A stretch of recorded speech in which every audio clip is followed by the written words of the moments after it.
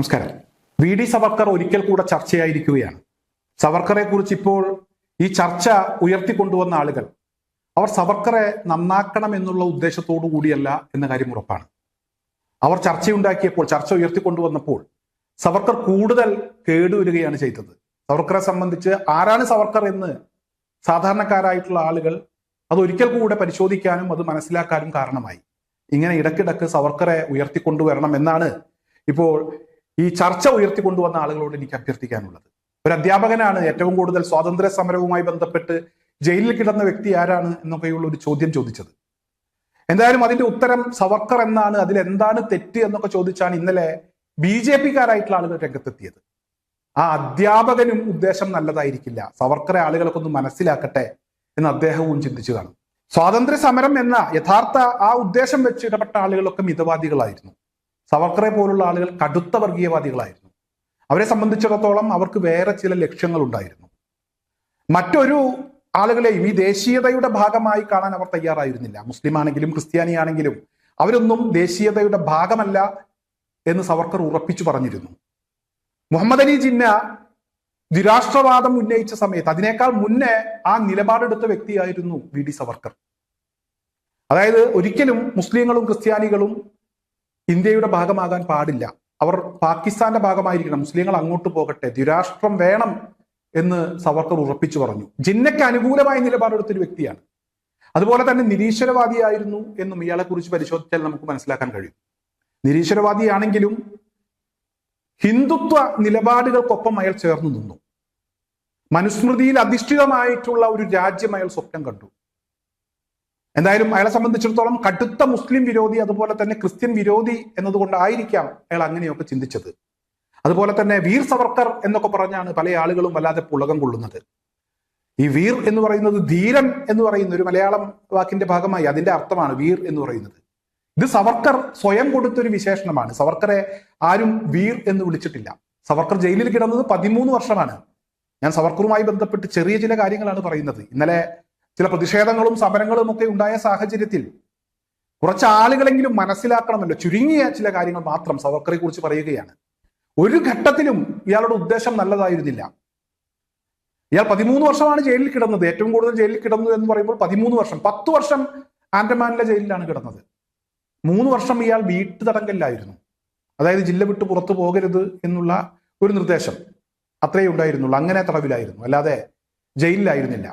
ഈ ജയിലിൽ കിടക്കുന്ന സമയത്ത് 4 തവണ ഇയാൾ ദയാഹർജികൾ സമർപ്പിച്ചിട്ടുണ്ട്.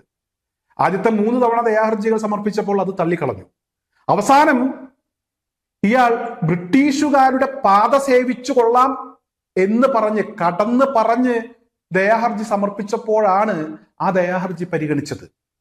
ഒരിക്കലും സ്വാതന്ത്ര്യ സമരത്തിന്റെ ഭാഗമാകില്ല എന്നയാൾ ഉറപ്പിച്ചു പറഞ്ഞു.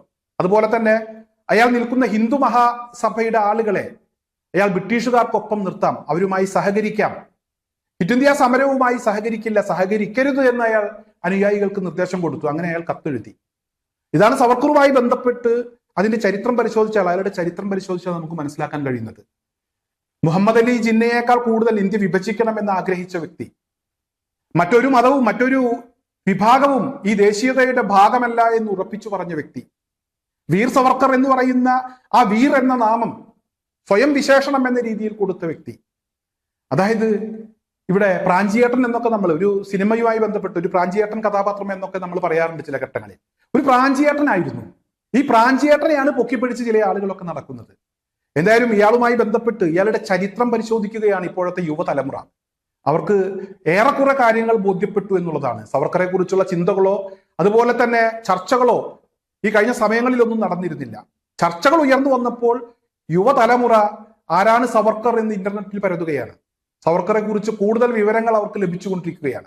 എന്തായാലും ഇവിടെ ഒരിക്കലും സ്വാതന്ത്ര്യ സമരവുമായി ബന്ധപ്പെട്ട് സവർക്കറുടെ പേര് പോലും പറയാൻ പാടില്ല എന്നുള്ളതാണ് സ്വാതന്ത്ര്യ സമര സേനാനികളുടെ ആവശ്യം.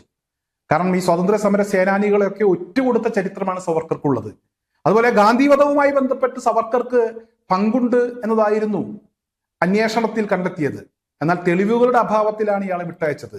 ഇപ്പോഴും അയാൾ സംശയത്തിന്റെ നിഴലിലാണ്. അയാൾ മരിച്ചുപോയി എങ്കിൽ പോലും അയാൾക്കതിൽ പങ്കുണ്ടാകാനുള്ള സാധ്യതയുണ്ട് എന്ന് തന്നെയാണ് കപൂർ കമ്മീഷൻ ഈ വിഷയവുമായി ബന്ധപ്പെട്ട് നടത്തിയ അന്വേഷണത്തിൽ കണ്ടെത്തിയത്.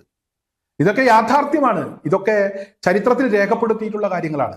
ഇത്രയധികം ഇനിയുമുണ്ട് ഒരുപാട്. ഞാൻ ആ വിഷയത്തിലേക്കൊന്നും കൂടുതൽ പോകുന്നില്ല. ഇയാളുടെ ജയിൽവാസം, അതുപോലെ തന്നെ വിചാരണ, അങ്ങനെ ഒരുപാട് സംഭവങ്ങളുണ്ട്. അത് പരിശോധിച്ചാൽ നിങ്ങൾക്കൊക്കെ കാണാൻ കഴിയും.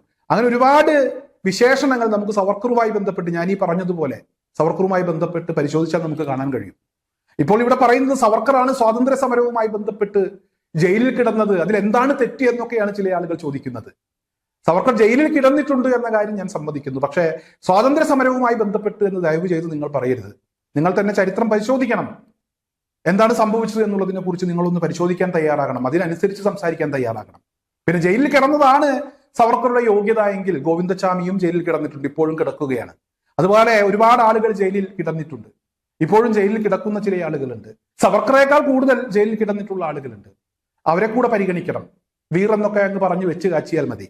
സവർക്കർ എന്താണെങ്കിലും ഇവിടെ സവർക്കറിന്റെ പേരിന് മുമ്പ് വീർ ചേർത്തത് അദ്ദേഹം തന്നെയാണ് എന്ന് ചരിത്രം പരിശോധിച്ചാൽ മനസ്സിലാക്കാൻ കഴിയും.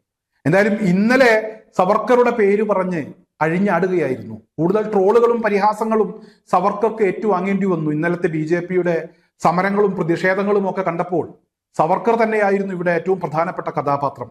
അതുപോലെ അധ്യാപകൻ ആവശ്യമില്ലാത്ത ഒരു ചോദ്യം ഉന്നയിച്ചപ്പോഴും കൂടുതൽ ആളുകൾ സവർക്കറെ കുറിച്ച് പഠിക്കാനും മനസ്സിലാക്കാനും ഒക്കെ തയ്യാറായി. ഇനിയും സംഘമിത്രങ്ങൾ സവർക്കറെ ഇങ്ങനെ ചർച്ചയാക്കണം, ഉയർത്തിക്കൊണ്ടുവരണം എന്നാണ് എനിക്ക് ഈ ഒരു അവസരത്തിൽ അഭ്യർത്ഥിക്കാനുള്ളത്.